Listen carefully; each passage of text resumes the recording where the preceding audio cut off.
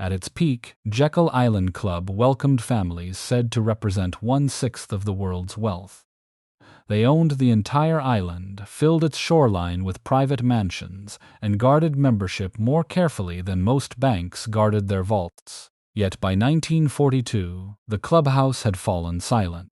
5 years later, the whole island was taken over by Georgia for just $675,000. How did America's richest retreat disappear so completely? Long before the clubhouse raised its turret above the live oaks, Jekyll Island was already a place where ownership determined who could remain and who could be removed. The island lies just off the coast of Georgia, separated from the mainland by a narrow stretch of tidal water. Its western shore faces marsh and river. To the east, dunes meet the Atlantic. Live oaks bend beneath Spanish moss, while palmettos and maritime forest conceal much of the interior. The landscape appears protected by its isolation, but it has never been untouched. Archaeological evidence suggests that people were coming to Jekyll more than 3,500 years ago. Indigenous communities used the island's waters, shellfish beds, and forests long before Europeans attempted to divide the coast into named possessions. Their history survives only in fragments because the people who arrived later recorded the land largely through grants, surveys, and claims of ownership.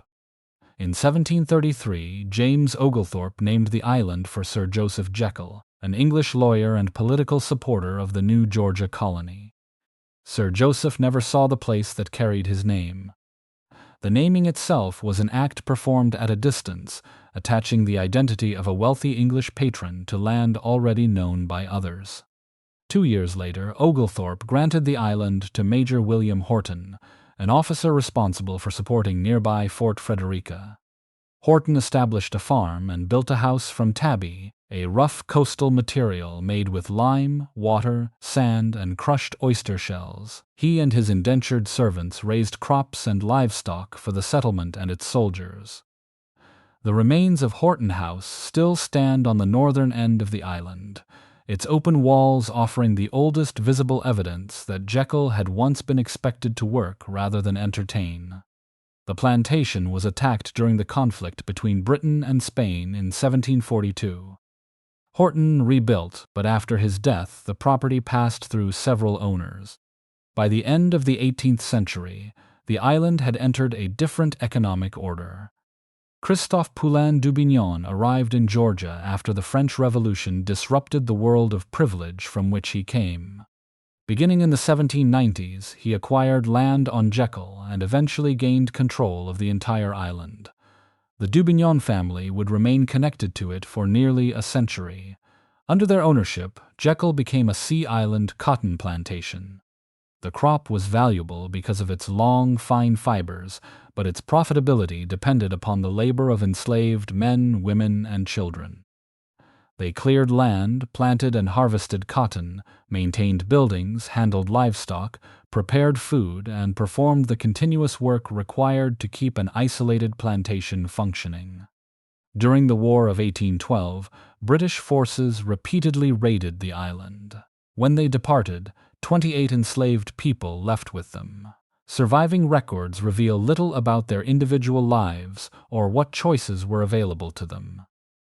They appear in the historical account as a number attached to lost property. That was how the plantation recorded human departure. The most disturbing event in Jekyll's early history came decades later, when the island's isolation was used to conceal a federal crime. In 1857, a luxury yacht called the Wanderer was built on Long Island. It had polished wood, brass fittings, a private library, and the speed expected of a vessel designed for a wealthy owner. After the yacht changed hands, it was secretly altered. A second deck was added below the main deck, and storage was created for 15,000 gallons of drinking water. The purpose was not recreation. Although the United States had outlawed the international importation of enslaved people half a century earlier, a group of investors planned to reopen the Atlantic trade for their own profit and political purposes. In 1858, the Wanderer sailed to the mouth of the Congo River.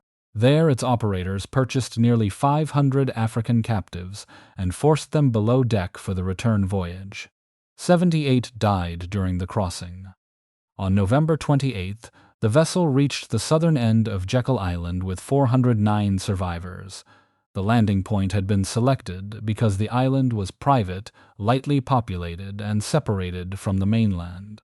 Henry Dubignon Jr., one of the island's owners, was connected to the conspiracy. The captives were brought ashore, concealed, and then distributed to slave markets and plantations across the South. News of the landing spread. Federal indictments followed, but the prosecutions failed.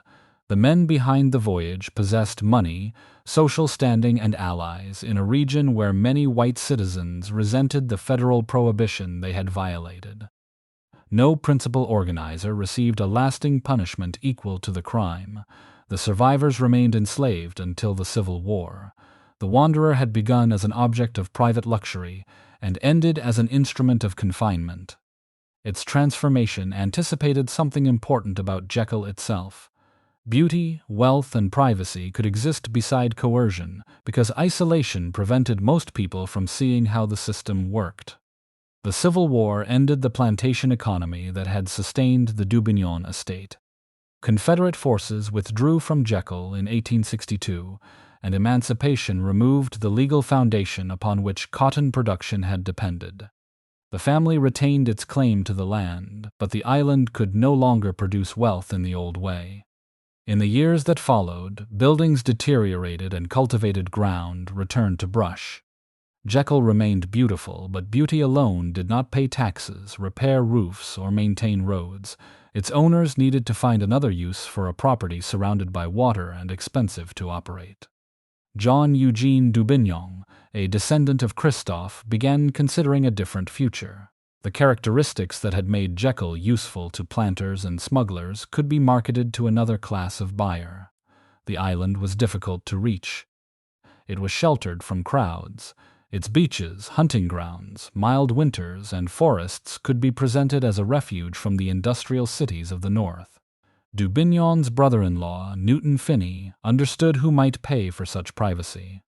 Through his connections, he could approach businessmen whose factories, railroads, banks, newspapers, and insurance companies were producing fortunes on a scale the country had rarely seen. The plantation had sold what could be taken from the land. The next enterprise would sell the right to keep everyone else away from it. Newton Finney did not need to persuade America's wealthiest men that winter could be uncomfortable. Their homes and offices stood in cities where snow-blocked streets, harbors froze, and months of cold weather confined families indoors. The rich already traveled south when the season changed. What Finney offered was not simply a warmer climate. It was an entire island with no town, no ordinary hotel guests, and almost no public life. Finney had worked in New York and moved comfortably among men with the money to consider such an offer. With his brother-in-law, John Eugene Dubignon, he began presenting Jekyll as a private hunting preserve. Prospective members would not rent rooms from an outside proprietor. They would own the organization that controlled the island. That distinction mattered. A hotel accepted anyone who could pay its rates. A club could decide that money alone was insufficient. During the early 1880s, Finney assembled a group of investors and potential members. Some came from New York, others from Boston, Philadelphia, and Chicago. They worked in banking, railroads, insurance, manufacturing, real estate, and commerce. Many possessed new industrial fortunes rather than inherited titles. But they wanted the security and recognition that a carefully restricted social institution could provide. On December 9, 1885, the organization was incorporated in Glynn County as the Jekyll Island Club. Its structure limited the total membership to 100. Shares provided the capital, but admission depended upon more than purchasing one. Candidates had to enter a social network in which existing members decided who belonged among them. The original group included men whose names would soon become familiar across the United States. Marshall Field had built a retail empire in Chicago. Joseph Pulitzer controlled a growing newspaper business. Henry Baldwin Hyde had founded the Equitable Life Assurance Society. William Kissam Vanderbilt belonged to the family whose railroads connected cities and markets across the country. John Pierpont Morgan was becoming one of the most influential bankers in American industry. Not every member was nationally famous, and not every prominent man who was invited ultimately joined. The club was still taking shape. What united its founders was the belief that privacy could be organized, protected, and shared among a limited group of acceptable families. On February 17, 1886, the Jekyll Island Club purchased the island for $125,000. The transaction transferred more than land. It gave the new corporation control over roads, shoreline, hunting grounds, existing buildings, and access from the mainland. Unlike a resort occupying one piece of a larger community, the club possessed nearly the entire setting in which its members would spend their winters. The founders now faced the practical difficulty of turning an isolated former plantation into a place suitable for families accustomed to comfort. Almost everything had to cross the water. Building materials, furniture, tools, food, fuel, and workers arrived by boat. Roads had to be cleared through vegetation. Marshy ground had to be understood before heavy structures could be placed upon it. Wells, drainage, docks, kitchens, stables, service buildings, and employee housing were as necessary as drawing rooms and guest chambers. The club selected Charles A. Alexander, an architect from Chicago, to design its central building. Alexander did not create a marble palace modeled on a European court. His clubhouse belonged to the Queen Anne tradition, with an irregular outline, projecting windows, broad verandas, tall chimneys, and a round turret rising above the roof. The building's appearance was substantial, without being formally imposing. It looked less like a public monument than an enlarged country house, a place where members could imagine themselves as guests of one another rather than customers in a commercial resort. Its verandas opened toward the river and marsh. The turret became visible above the trees, giving the club a recognizable silhouette without exposing much of what occurred beneath it. Landscape architect Horace William Shaler Cleveland was asked to organize the grounds. Cleveland was known for designs that respected natural contours rather than forcing land into rigid geometry. On Jekyll, that approach suited both the environment and the image the founders wished to create. Paths curved beneath live oaks. Open lawns appeared to merge with forest. Buildings were placed so that the landscape seemed to have accepted them gradually. The apparent simplicity required deliberate work. Vegetation had to be cleared while selected trees were protected. Water moved constantly through the surrounding marsh. Heat, insects, storms, and salt air affected construction. Behind the vision of effortless leisure was a growing workforce of carpenters, laborers, boatmen, cooks, laundresses, stable hands, and groundskeepers. Ground was broken for the clubhouse in August 1886. Delays followed, as they often did on an island where a missing shipment could stop several kinds of work at once. The building rose slowly above the riverfront, its wooden upper stories resting upon a brick lower level. Inside, common rooms were arranged for dining, conversation, reading, and evening gatherings. Bedrooms allowed members to stay before constructing private residences of their own. The club also required rules. Officers and committees managed expenses, membership, buildings, supplies, and recreation. Lloyd Aspinwall became the first president, but his death only months later placed Henry Elias Howland in the position. The leadership changed, yet the institution continued. Jekyll was designed to survive the absence of any single founder. This was one of the club's quiet achievements. The men involved were competitors in business and sometimes opponents in politics, but on the island they submitted to a shared system. Meals were taken together. Hunting was regulated. Costs were divided. Behavior was governed by custom as much as written policy. The club transformed individual wealth into a collective form of privilege. On January 21, 1888, the executive committee arrived for the first official season. Boats approached the new dock carrying members, luggage, servants, and supplies. From the water, arriving families could see the clubhouse standing beyond the marsh, its turret rising through the winter trees. There were no crowds waiting for them, no commercial district pressed against the grounds, no train delivered strangers directly to the door. The final passage had to be made across the water, and that crossing marked the separation between ordinary life and the environment the members had created. At first, the clubhouse was the center of everything. Families ate in the same dining room, gathered around the same fireplaces, and used the same verandas. The arrangement offered intimacy, but it also allowed members to observe one another. Jekyll was a refuge from the public, not from the social expectations of wealth. The building had been completed as a shared retreat. It would not remain alone for long. Once the members understood what private ownership of the island could provide, some began to imagine houses of their own along its shaded roads. The club had established the boundary. The next generation of buildings would reveal what could grow inside it. The first members of the Jekyll Island Club did not arrive expecting spectacle. The clubhouse was comfortable, but its greatest luxury was the absence of nearly everything beyond it. There were no factories, office buildings, streetcars, newspaper boys, or lines of petitioners waiting outside. The industries that had created the members' fortunes remained hundreds of miles away. Each winter, private rail cars carried families south to Brunswick, Georgia. From there, passengers, trunks, servants, horses, and supplies crossed the final stretch by boat. That passage over the water was part of the experience. The mainland gradually receded. The clubhouse turret appeared above the live oaks. By the time a member stepped onto the island's dock, the crowded world of business had been placed safely on the opposite shore. Jekyll's isolation was not absolute. Mail arrived. Newspapers were delivered. Telegrams and business correspondence followed the members south.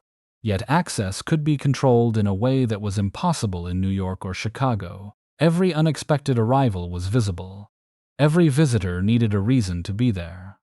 The club referred to visitors who were not members as strangers. A stranger could enter as the guest of someone who belonged, but the invitation did not create a permanent right to remain. Stays were generally limited to 2 weeks. The language was polite, but the principle was firm. Jekyll existed for a defined circle, and hospitality could not be allowed to weaken the boundary around it. Within that boundary, daily life was deliberately unhurried. Mornings began with breakfast in the clubhouse dining room. Men left for hunting grounds, riding paths, or the river.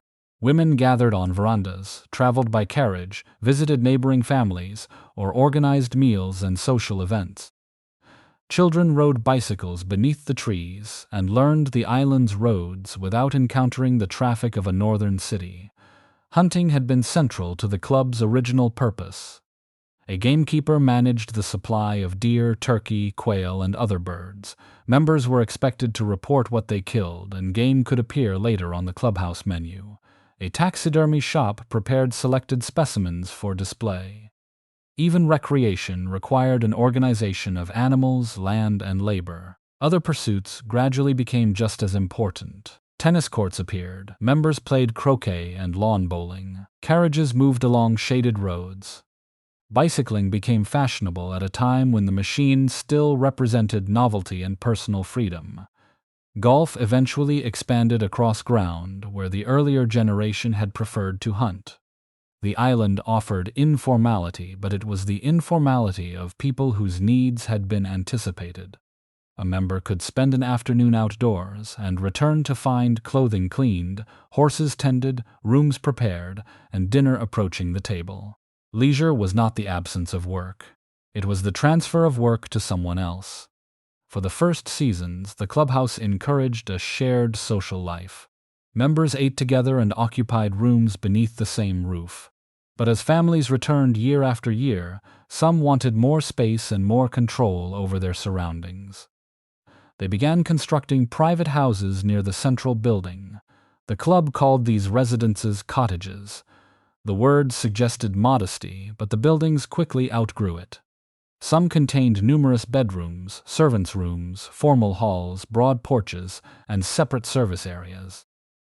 Their architecture reflected the changing tastes of wealthy American families. Queen Anne complexity, shingle-style restraint, Italian Renaissance symmetry, and Mediterranean courtyards appeared along roads that had recently passed through forest. The cottages were not arranged in tight rows. Trees and lawns separated one property from another, giving each family privacy without removing it from club life. Owners could dine at home or walk to the clubhouse. They could receive guests in their own rooms and still participate in the rituals of the larger community. In 1896, a group that included J.P. Morgan developed Sans Souci, a building containing 6 private apartments. Its French name meant without care, an appropriate description of the ideal Jekyll sold. Sans Souci allowed members to possess a more permanent residence without assuming responsibility for a detached house. It was an early example of cooperative seasonal living, positioned between the clubhouse bedroom and the private cottage. The clubhouse itself continued to grow. An annex completed in the early 20th century added suites and guest rooms. The arrangement of those rooms revealed the order beneath the comfort. Members and guests occupied the principal floors. Servants slept above them, close enough to answer a call but removed from the spaces intended to be seen. New buildings made the island increasingly self-contained. A commissary supplied food and household goods, stables held horses and carriages, workshops repaired furniture and equipment, a power plant provided electricity. Water systems, kitchens, laundries, employee housing, and storage buildings formed a second landscape behind the cottages and lawns. Faith Chapel, completed in 1904, gave the club a carefully designed place of worship. Its wood, shingles, stained glass, and compact form suited the surrounding trees. Even spiritual life had been incorporated into the private community. Members no longer needed to leave the island for Sunday services. Cherokee Cottage, also completed during this period, displayed the Italian Renaissance influence appearing within the colony.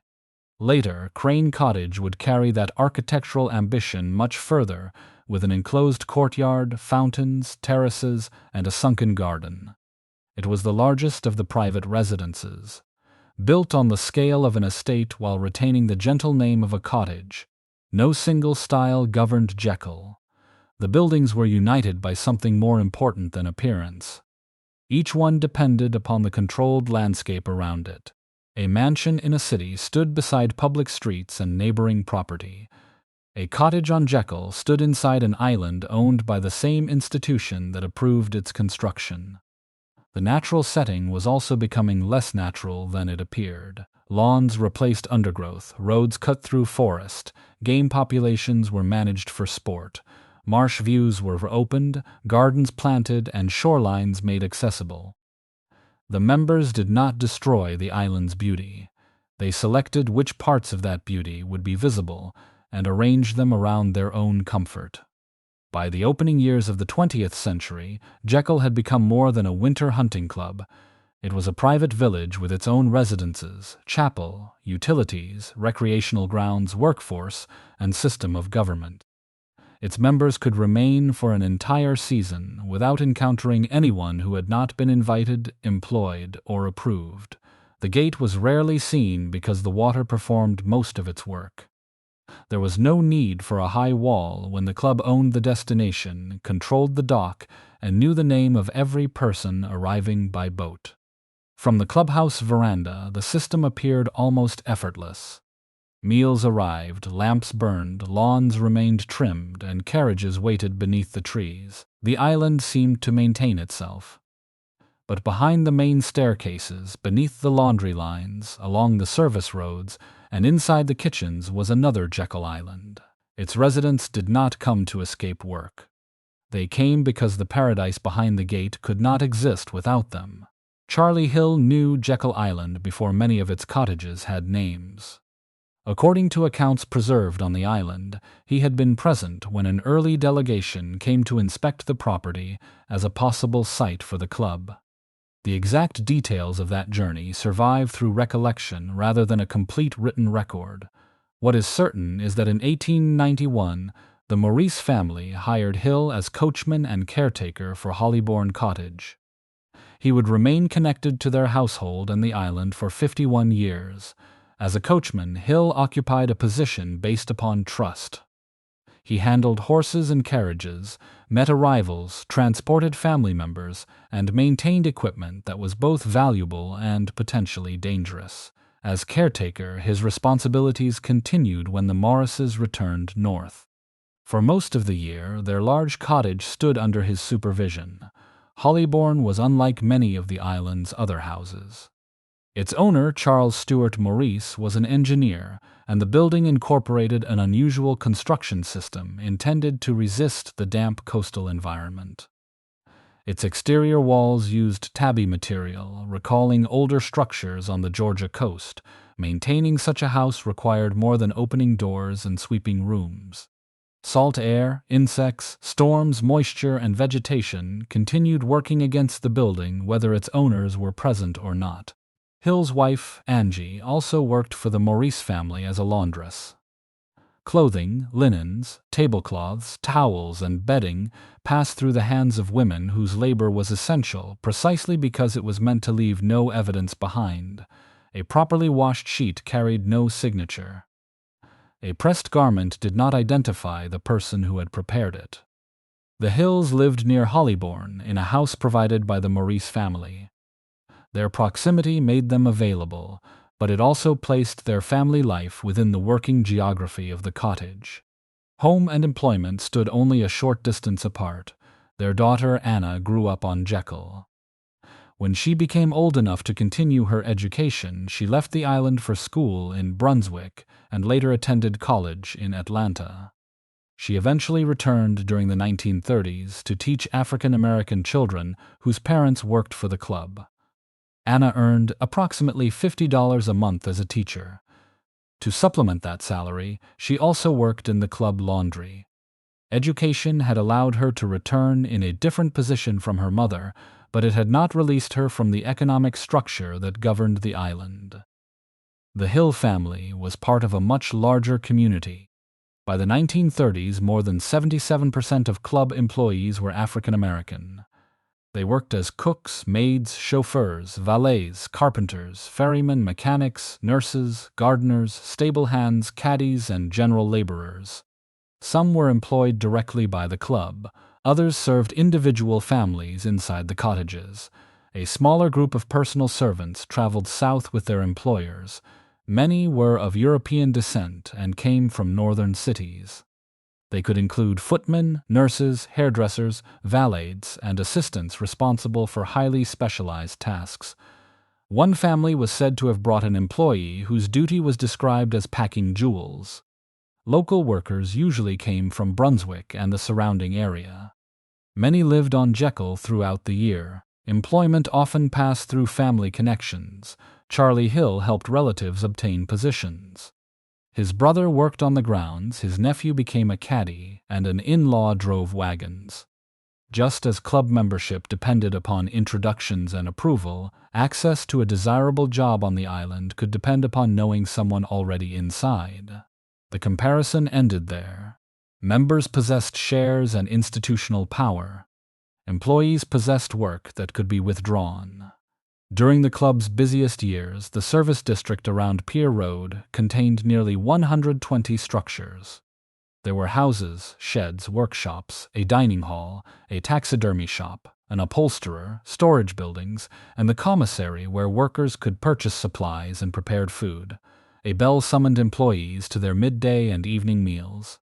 Because so much of the workforce moved toward the dining hall when it rang, Pier Road acquired the informal name Feeding Road. The name reduced a complex community to one visible routine, but the area contained far more than a place to eat. It was where year-round residents raised children, exchanged news, worshipped, repaired tools, and created lives that extended beyond the needs of club members. Union Chapel had originally been built for the club's white congregation. When Faith Chapel replaced it in 1904, the older building was moved to the African American quarters and used for worship there. The transfer provided the community with a chapel, but it also reflected the hierarchy of the island. A building no longer sufficient for members became the church available to employees. In 1916, the club constructed 10 employee houses known as Red Row, named for their brightly colored roofs. The First World War had created labor shortages, and better housing helped persuade workers to remain on Jekyll with their families. The decision was practical. Stable households produced a more dependable workforce. Life in these quarters was neither a simple story of exploitation nor evidence that racial inequality had somehow disappeared at the water's edge. Jobs on Jekyll were sought after because wages could be better than those available on the mainland. During the Great Depression, Charlie Hill reportedly earned $25 a week, while many people elsewhere struggled to earn a small fraction of that amount. A head chef might receive $150 a month and a chambermaid around $50. Unskilled positions could pay considerably less. Men generally earned more than women. White workers earned more than black workers performing comparable labor. A white woman could receive twice the wage paid to a black woman. The club offered opportunity within an unequal system. During the winter season, employees worked from early morning until night. Fires had to be started before rooms were occupied. Horses required attention regardless of social schedules.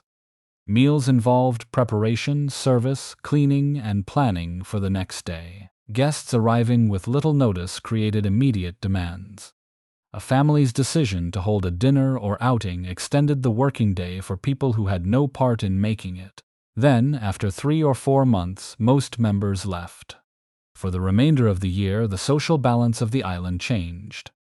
Year-round employees could use some of the recreational spaces, swim, play tennis, organize dances, and travel roads that had been crowded with carriages during the season. Earl Hill, Charlie's nephew, became an accomplished golfer by playing when the members were away. This freedom was real but temporary. The island remained segregated, and the club still owned the ground beneath every house, chapel, schoolroom, and playing field. Charlie Hill witnessed nearly the full span of the institution. He saw horses give way to automobiles, cottages rise beside the roads, and children grow into adults who inherited both wealth and service. To the members, Jekyll offered continuity. To the workers, that continuity had to be produced each morning. The people behind the back stairs understood the club in a way its visitors never could. They saw the rooms before they were prepared and after they were emptied. They knew which families tipped generously, which demanded more, and which buildings failed during storms. They also watched some of the most powerful men in the United States arrive without their public audiences. On Jekyll, those men appeared to be hunters, golfers, fathers, and dinner guests. Beyond the island, their names stood above banks, railroads, oil companies, newspapers, and corporations. The gate did more than protect their leisure. It gave power a place where it could become private. In February 1904, Munsey's magazine attempted to explain Jekyll Island to readers who would probably never be invited there. The description was brief and carefully chosen. It called Jekyll the richest, the most exclusive, the most inaccessible club in the world. By then, the clubhouse had been open for 16 years. Its cottages, chapel, apartments, service buildings, and recreation grounds had transformed the riverfront, yet the magazine's judgment was not based primarily upon architecture. Other American resorts had larger hotels and more elaborate houses. What distinguished Jekyll was the concentration of names behind its doors. Marshall Field's fortune came from retail and wholesale commerce. Joseph Pulitzer shaped public opinion through newspapers. Henry Baldwin Hyde had built one of the largest life insurance companies in the country. William Kissam Vanderbilt belonged to a railroad dynasty. George Fisher Baker stood near the center of New York banking. William Rockefeller helped control Standard Oil J. Pierpont Morgan financed railroads, reorganized corporations, and assembled industrial combinations on a scale that made his private decisions matters of public concern.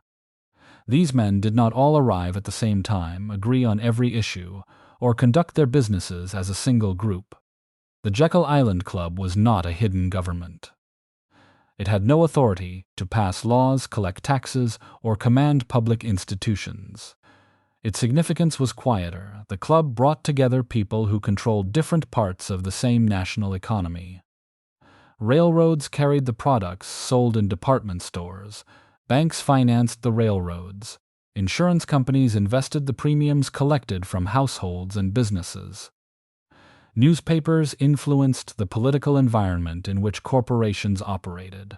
Oil, steel, communications, and transportation depended upon one another, even when the men at their head competed. In northern cities, their meetings took place inside offices filled with clerks, lawyers, reporters, messengers, and people requesting money or influence.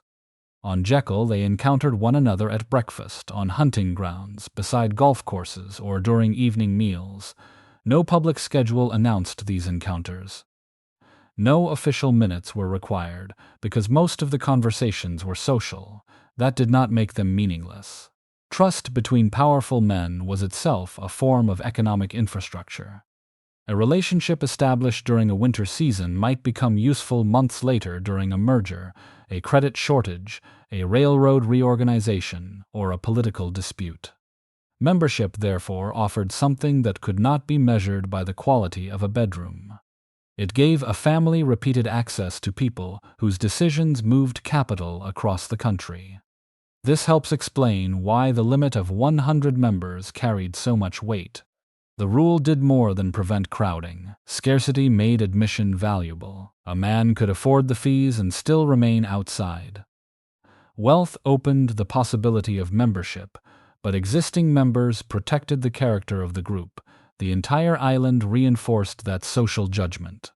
At most clubs, a rejected applicant could enter a neighboring restaurant or purchase property nearby. At Jekyll, the club controlled nearly everything. Exclusion extended from the membership book to the shoreline.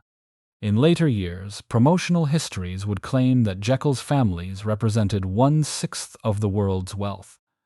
The figure is still repeated because it captures the imagination, but no reliable accounting supports such precision. Membership changed from year to year. Family fortunes were difficult to calculate, privately held assets were rarely transparent, and the total wealth of the world could not be measured accurately at the time. The statistic should be understood as part of the legend rather than a balance sheet. The documented reality was remarkable enough. Jekyll's roster included individuals with direct influence over vast amounts of American capital. Their companies employed tens of thousands of people.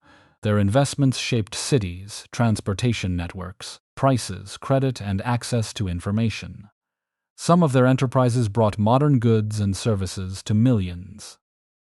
They also accumulated power in institutions with limited public accountability. The country was beginning to question that concentration.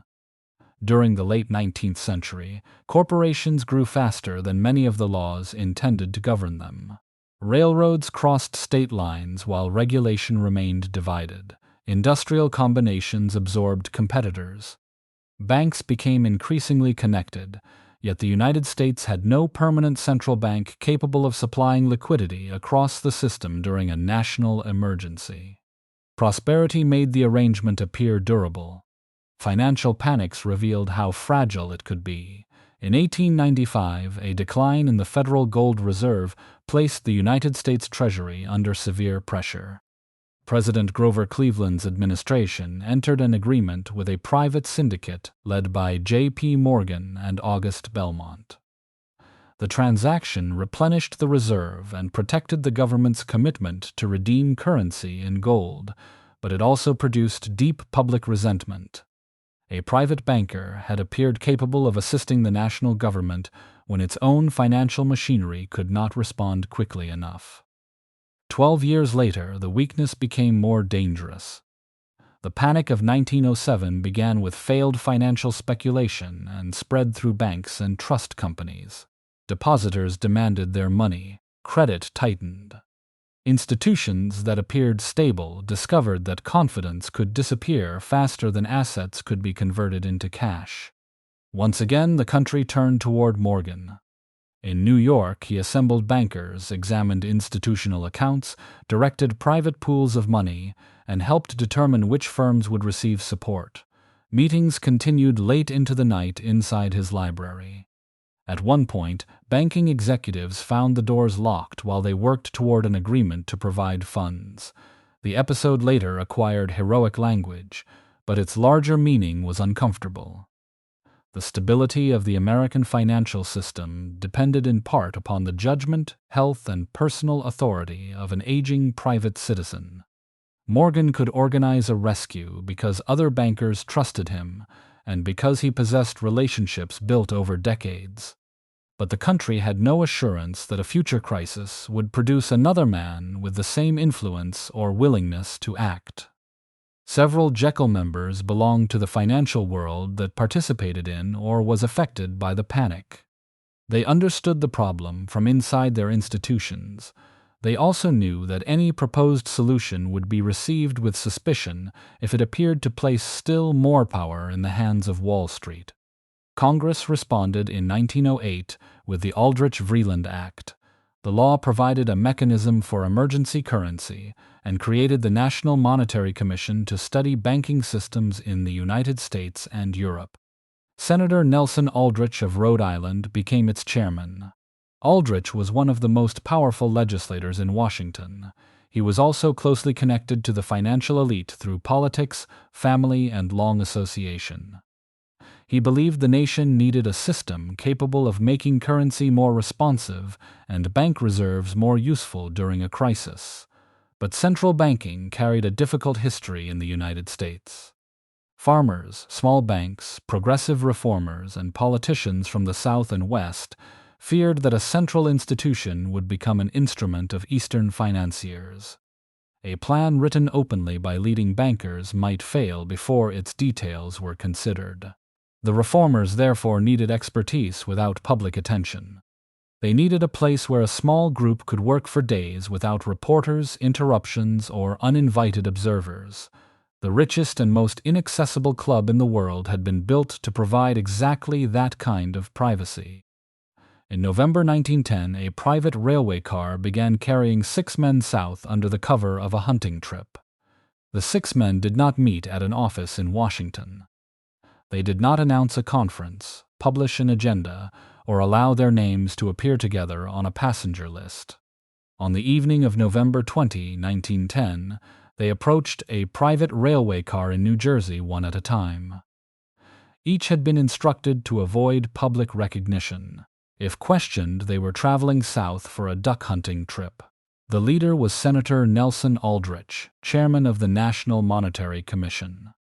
With him was Arthur Shelton, his private secretary. A Piatt Andrew, an economist and assistant secretary of the Treasury, had helped direct the commission's technical work. Henry P. Davison was a partner at J.P. Morgan and Company. Frank Vanderlip served as president of National City Bank of New York. Paul Warburg was a partner at Kuhn, Loeb and Company and one of the country's most persistent advocates for banking reform. Together, they represented political authority, government research, private banking, and European financial knowledge. Their connections made the meeting useful. Those same connections made secrecy necessary. Aldrich understood that many Americans would distrust a monetary proposal associated with Wall Street. The Panic of 1907 had demonstrated the danger of a banking system without a reliable emergency mechanism, but it had also increased concern about the power of financiers. A reform written publicly by bankers might be judged by its authors before anyone examined its structure. Once aboard the railway car, the men avoided surnames. They became Nelson, Arthur, Piatt, Harry, Frank, and Paul. Railway employees and attendants were not supposed to know that a senator, treasury official, and several of the most influential bankers in the country were traveling together.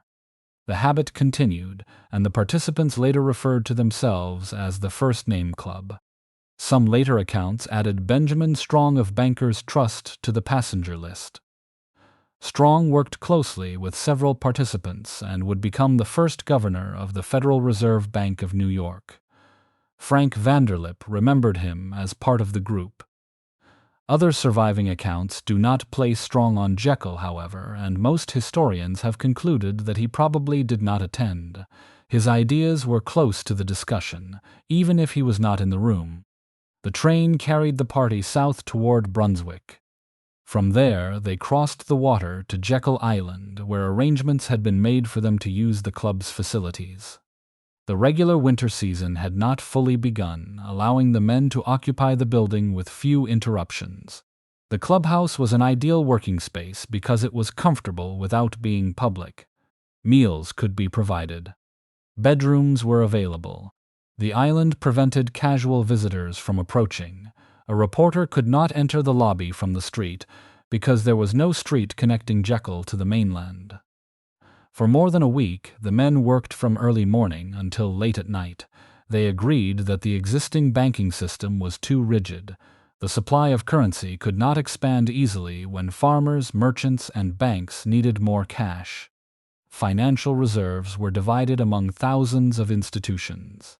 During ordinary periods, money flowed toward major cities, where it could support speculation. During a panic, banks held tightly to their reserves, precisely when the system most needed those funds to circulate. Warburg had studied European central banks and believed the United States required an institution capable of holding bank reserves, issuing currency in response to economic demand, and converting sound commercial assets into cash. He had been arguing publicly for reform for years. Agreement on the problem did not produce immediate agreement on the solution. The men had to consider the interests of large national banks, smaller regional banks, businesses, the Treasury, and a public suspicious of concentrated financial control. They debated how many branches the new organization should possess, who would appoint its directors, how voting power would be distributed, and what kinds of assets could support new currency. The seclusion of Jekyll allowed those disagreements to continue without forcing anyone to defend a public position. No audience waited for daily statements. No legislative clock required a vote. They could discard language, revise structures, and begin again. By the time they left the island, the group had produced the framework for the Reserve Association of America. The proposed institution would function as a central reserve organization with 15 branches across the country. Member banks would place part of their reserves within the system. The association could issue currency and provide liquidity by accepting eligible commercial paper from banks. Its governing structure reflected the author's confidence in financial expertise. Banks would hold substantial influence, and larger institutions would receive greater voting power. Government participation existed, but the association would not be controlled as a conventional federal agency. That feature made the proposal attractive to many bankers and politically vulnerable to almost everyone else. Aldrich introduced the plan publicly in 1911. After further revision, the National Monetary Commission submitted it to Congress in 1912. Its origins on Jekyll Island were not disclosed. The proposal was presented as the result of years of investigation, comparative research, and commission work, all of which were real. The private meeting that had shaped its final structure remained outside the official account. Opponents attacked the Aldrich plan as an attempt to place the nation's currency under the influence of the largest banks. Progressive Republicans opposed it. Democrats rejected it. Woodrow Wilson's victory in the 1912 presidential election ended any realistic possibility that the plan would pass in its existing form. But its defeat did not erase the work completed on Jekyll. Representative Carter Glass and economist Henry Parker Willis developed a different proposal under the new administration. Their system distributed authority among regional reserve banks and created stronger public oversight through a federal board. President Wilson, Treasury Secretary William Gibbs McAdoo, Senator Robert Owen, Paul Warburg, and numerous legislators and bankers influenced the measure as it moved through Congress. The Federal Reserve Act, signed on December 23, 1913, was not the Aldrich Plan under another name. It differed in governance, regional structure, and the balance between government and private banking. Yet it addressed many of the same problems and incorporated principles the Jekyll Group had helped organize: pooled reserves, an elastic currency, regional institutions, and a mechanism for responding to financial stress. The accurate history lies between denial and exaggeration. 6 men did meet in secret on Jekyll Island. Their work helped lay the foundation for the Federal Reserve System. They did not secretly enact the final law, and the institution Congress created was not identical to the one they designed. The secrecy remained effective for years. Journalist B.C.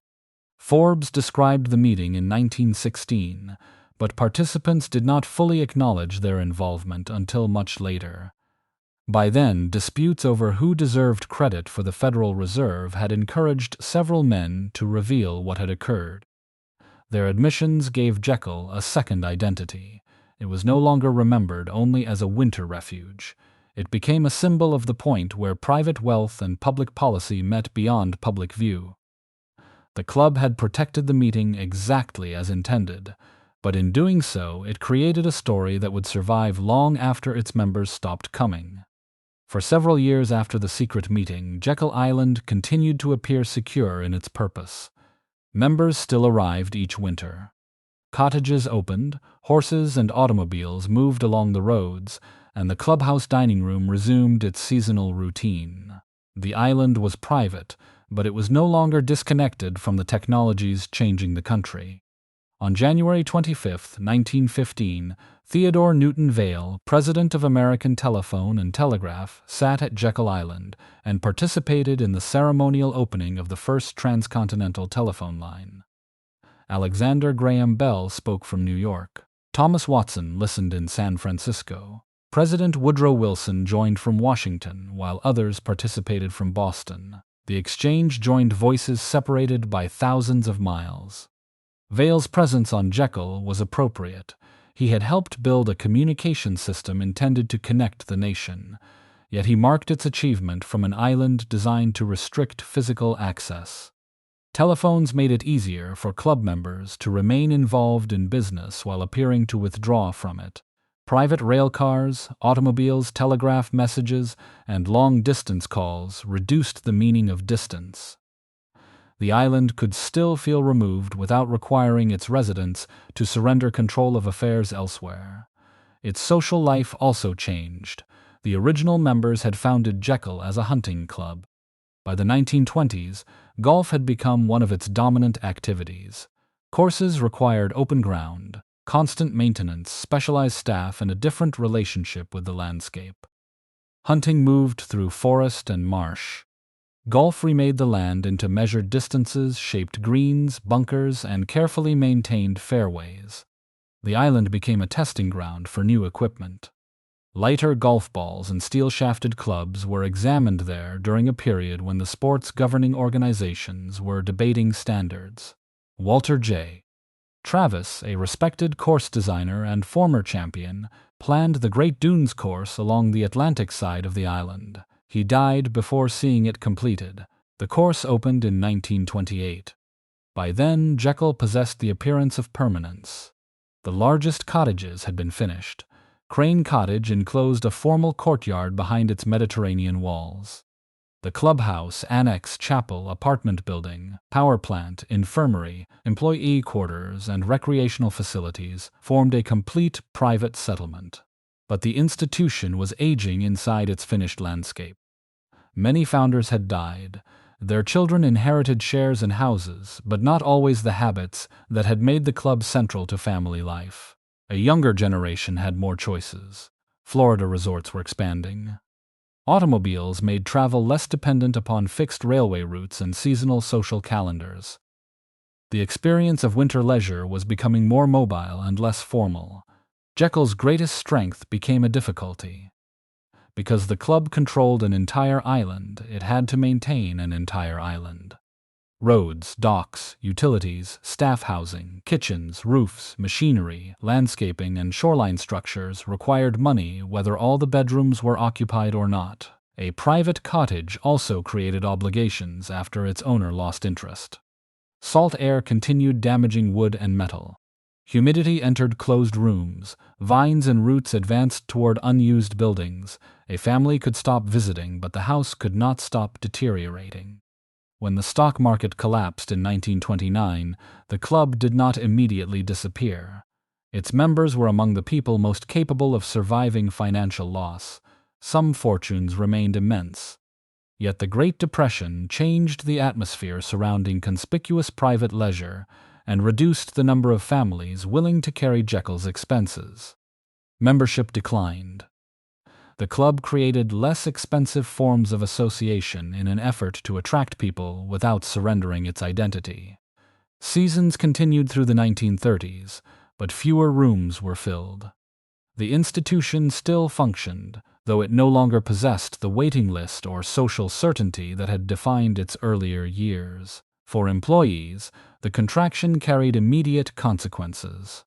Fewer members meant fewer occupied cottages, fewer meals, and less work. Year-round positions became harder to justify. The people who had depended upon the club's stability now watched the organization reduce costs in order to preserve itself. Then war altered the coast. After the United States entered the Second World War in December 1941, Jekyll opened for what would become its final season. Rationing affected food and fuel. Travel became more difficult. Labor was drawn toward military service and wartime industries. Maintaining a private winter resort could no longer be separated from national demands. German submarines operated along the Atlantic coast. Ships were attacked within reach of communities that had once considered the ocean a protective boundary. At Jekyll, the same water that had kept ordinary visitors away now appeared capable of bringing the war closer. The 1942 season ended early. Members left with the expectation that the club might reopen when peace returned. Furniture was covered. Personal belongings were packed or stored. Buildings were secured as though another season had merely been postponed. At Hollybourne Cottage, Charlie and Angie Hill helped the Maurice daughters close the house. Charlie had entered their service in 1891, when the cottage colony was still young. 51 years later, he assisted as the family prepared to leave Jekyll for the last time. The departure did not arrive with a formal ceremony. There was no final dinner announcing that 6 decades of club life had ended. Families simply crossed the water, and the next season never began. During the war, United States Army personnel used parts of the island. Observation posts watched the coast for submarines. Club facilities supported communications and military needs. The buildings remained standing, but the social system that had animated them was gone. After the war, the directors considered reopening. The cost was difficult to ignore. Roads had been overtaken by vegetation. The clubhouse and power facilities needed substantial repairs. Cottages had deteriorated, and too few new members wanted responsibility for restoring them. The world that had created Jekyll Island Club had survived the war, but its rituals had not. Melvin E. Thompson, first as Georgia's revenue commissioner and later as acting governor, saw a different future for the island. Georgia possessed an Atlantic coastline, but much of it remained privately controlled or difficult for ordinary residents to reach. Thompson wanted the state to acquire a barrier island and make it a public park. Jekyll offered beaches, forests, existing roads, utilities, recreational facilities, and a collection of buildings that could potentially become hotels, museums, or public accommodations. The remaining club members were reluctant to sell under the proposed terms. Georgia turned to condemnation proceedings. In October 1947, the state acquired the island for $675,000. For 61 years, Jekyll had belonged to an organization that limited membership to 100. Now its legal owner was the state of Georgia. The clubhouse that had screened every stranger would stand inside a public park. The private seasons had stopped. The boats would soon carry visitors who needed no invitation from Morgan, Rockefeller, Vanderbilt, or Pulitzer. But in Georgia in 1947, the word public did not yet mean that every citizen would be allowed to use the same beach, enter the same hotel, or walk through the same door. When Jekyll Island opened as a state park in 1948, the change appeared complete. The private corporation was gone. The membership list no longer determined who could cross the water. Buildings that had served 100 families now belonged to the state of Georgia. Governor Melvin E. Thompson described the island as a playground that belonged to every Georgian. For families who had spent their lives looking across the marsh toward privately controlled land, the promise carried real meaning. Ordinary visitors could walk beneath the live oaks, enter former club buildings, fish from the shore, and stand on beaches once reserved for millionaires and their guests. The state soon discovered that public ownership did not eliminate the cost of maintaining an island. Roads, docks, utilities, cottages, the clubhouse, and miles of shoreline required continuous work. Georgia operated Jekyll through its state park system during the first years, but political leaders did not want the property to become a permanent expense for taxpayers. In 1950, the legislature created the Jekyll Island State Park Authority and instructed it to operate the island without continuing financial support from the state.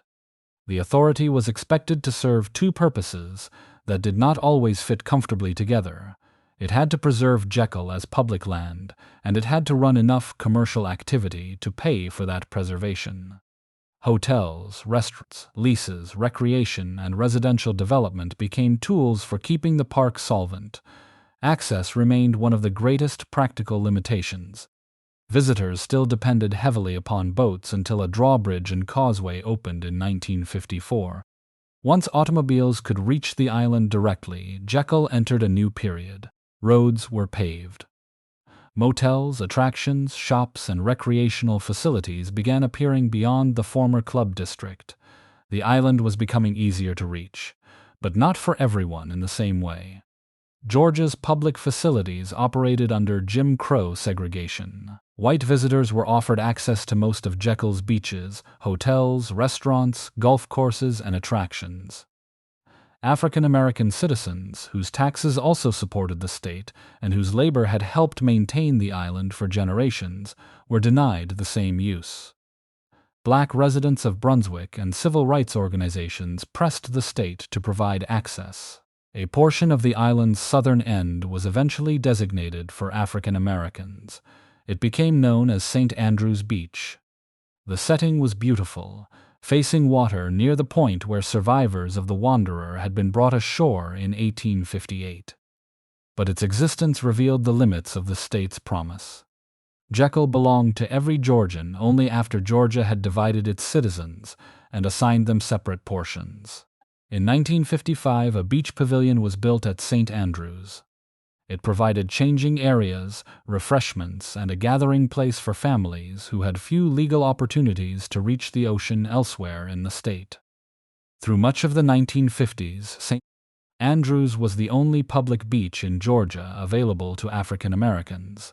Visitors traveled considerable distances to reach it. Church groups, families, school organizations, and social clubs came for reunions, picnics, swimming, and summer outings. On crowded days, the beach filled with people who had been excluded from nearly every other developed stretch of Georgia's coast. The community created enjoyment inside a system designed around inequality. In 1959, the Dolphin Club and Motor Hotel opened near St. Andrews Beach. It offered rooms, food, music, and social space to African American travelers who could not stay in Jekyll's white hotels. An auditorium completed nearby expanded the area's importance as a cultural destination. Musicians performed there. Dances, reunions, and community events drew visitors from the mainland. B.B. King and other black performers became associated with the St. Andrews Entertainment District, and Otis Redding appeared there in 1964. For a brief period, the Dolphin Club gave African American families something rare along the segregated Georgia coast: a beach hotel built to receive them rather than turn them away. Its value should not be mistaken for equality. The southern section offered only a small group of facilities.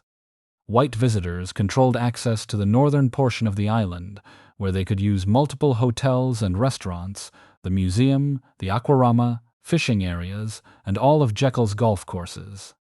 The former club grounds had once divided members from strangers. The state era replaced that boundary with another, enforced not by a private membership book but by public policy. Golf became one of the clearest points of conflict. African American players attempted to use the state-operated courses and were refused. Employees sometimes offered explanations designed to avoid stating the racial rule directly. On one occasion, a course was said to be closed for watering. Sprinklers could be activated to ensure that the explanation became physically true. These encounters were not misunderstandings. They demonstrated that the authority intended to preserve segregation even when black citizens arrived ready to pay the same fees and follow the same rules as white players. W.W. Law, president of the Savannah branch of the National Association for the Advancement of Colored People, helped challenge the system. Law understood that Jekyll's status made the case especially important. This was not a privately owned hotel claiming the right to select its customers. The island belonged to the state. Civil rights attorneys Constance Baker Motley and Vernon Jordan joined the legal effort. Motley had already become one of the nation's most important lawyers in the campaign against segregation. Jordan, a young Georgia attorney, would later emerge as a national civil rights leader. On Jekyll, they confronted a public authority that advertised recreation for Georgia while dividing access by race. The lawsuit reached federal judge Frank A. Hooper during the summer of 1964. The national legal environment was changing quickly. On July 2, President Lyndon Johnson signed the Civil Rights Act, prohibiting segregation in public accommodations and strengthening the federal government's ability to act against racial discrimination. Jekyll could no longer maintain that separate access satisfied its public responsibility. On July 27, Judge Hooper ordered the immediate integration of all state-operated facilities on the island. Beaches, golf courses, public buildings, and recreational amenities had to open without racial restrictions. The order did not remove prejudice, repair decades of unequal investment, or return opportunities denied to earlier families. It changed what the authority could legally enforce. Jekyll integrated without the large scenes of violence that accompanied desegregation in some southern communities, but the absence of a riot did not mean the earlier system had been harmless. St. Andrews Beach and the Dolphin Club remained important parts of the island's black history. They had been created because of exclusion, yet the people who used them had transformed those limited spaces into places of music, family, business, and memory. The old private club had taken 61 years to lose control of Jekyll. The state required another 17 years to make its public ownership legally apply to all citizens. The gate had finally opened. What remained was the question of which parts of the island's past would be preserved once everyone was allowed to enter. Once Jekyll Island had been integrated, the former club district faced a problem that no court order could resolve. The state had acquired dozens of buildings designed for a private society that no longer existed. Some could be used as hotels, residences, offices, or public attractions. Others were expensive reminders of a world the state was still learning how to interpret. The clubhouse had been built from wood and brick in a coastal environment that punished both. Humidity entered walls. Termites attacked structural timbers. Roof leaks spread through empty rooms. Paint failed beneath salt air and summer heat. A building that had once been maintained by a large workforce could not survive indefinitely on memory. The state attempted to operate parts of the old complex for visitors, but the economics remained difficult. A clubhouse designed for seasonal habits did not easily become a modern hotel. Its bedrooms, kitchens, utilities, and service areas belonged to another period. New motels offered automobile access, private bathrooms, air conditioning, and views of the Atlantic. The old club stood on the riverside of an island whose tourism economy was moving toward the beach. By the early 1970s, the clubhouse had closed. Several cottages were vacant or deteriorating. Others had already disappeared through fire, demolition, or neglect. Vegetation advanced toward foundations, and the district began to resemble an abandoned settlement rather than the center of the richest private club in the country. Yet the buildings had acquired a different kind of value. In 1954, curator and journalist Talu Fish had established the Jekyll Island Museum inside Indian Mound Cottage, the former winter residence of William Rockefeller. She collected furniture, photographs, documents, decorative objects, and stories from the club era. Her exhibits helped visitors understand that the deteriorating structures were connected to events and families of national importance. Preservation at Jekyll began with what remained visible. The clubhouse turret could be recognized from old photographs. The cottages displayed distinctive architectural styles. Faith Chapel still contained stained glass and carefully worked wood. These buildings offered physical evidence of Gilded Age life that could not be replaced once destroyed. In 1972, the former club district was placed on the National Register of Historic Places. 6 years later, it became the Jekyll Island Club National Historic Landmark District, recognizing its significance beyond Georgia. The designation covered approximately 240 acres and included the clubhouse, cottages, service structures, and landscape that had connected them. The recognition did not repair a single roof by itself.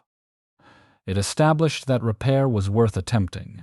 During the 1980s, a major restoration returned the clubhouse to use. Workers stabilized the structure, repaired exterior materials, restored public rooms, and adapted bedrooms and services for modern guests. In 1986, nearly a century after the first official season, the building reopened as a hotel. Its new customers did not need to purchase a club share or submit their names for approval. They needed a reservation. The transformation saved the clubhouse, but it also preserved an old contradiction. Jekyll's exclusivity became part of the experience being sold. Guests could sit beneath the turret, cross floors once used by the Morgans and Rockefellers, and sleep in rooms associated with a society that would not have admitted most of them. The gate had become a historical attraction. Around the clubhouse, surviving cottages found new purposes. Some became museums or event spaces. Crane Cottage could host weddings in rooms built for a single family's winter residence. The former indoor tennis building became a conference center. The old power plant eventually became the Georgia Sea Turtle Center, converting infrastructure created for private comfort into a facility devoted to conservation and public education.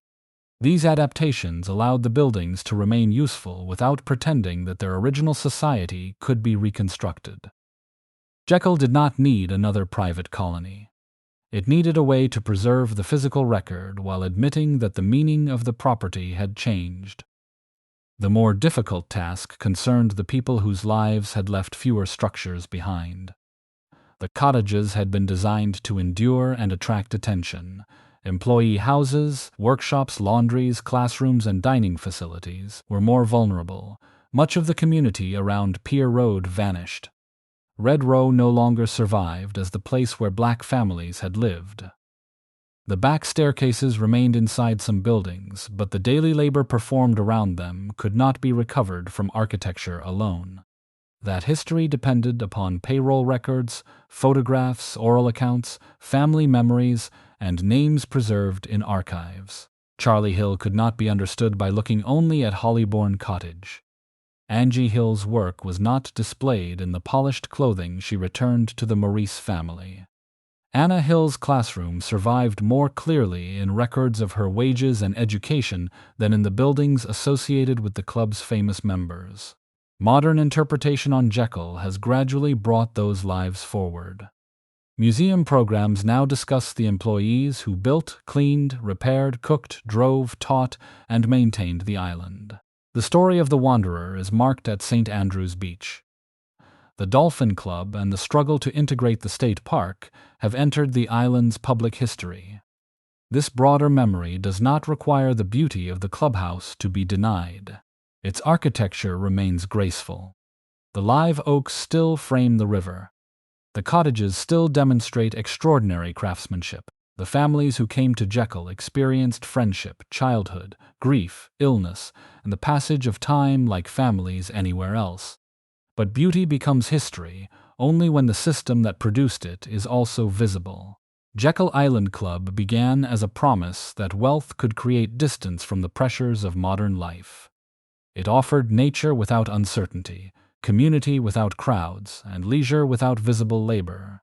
Its members could cross the water and enter a world where almost every inconvenience had been assigned to someone else. That arrangement helped make Jekyll the most exclusive club in America. It also made the island useful for decisions that benefited from privacy.